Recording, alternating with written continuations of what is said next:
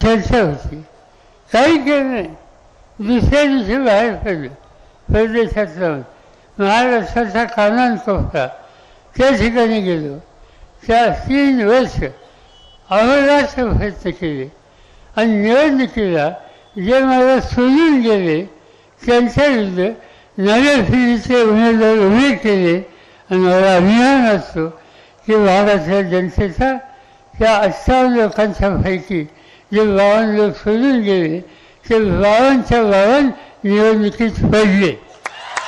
आणि हा माझा स्वतःचा अनुभव आहे.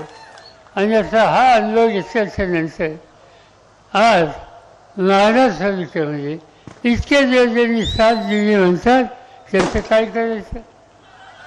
त्यांचं काय करायचं? त्यांचे काम जे कोणी असतील सख्खे भाऊ असतील आणखीन कोणी असतील एकदा रस्ता चुकला की गजाला त्याची जागा दाखवलीच पाहिजे. त्याची जागा दाखवायची असेल तर उद्याच्या निवडणुकीमध्ये साधं सुद्धा फाडायचं नाही. जोरात फाडायचं.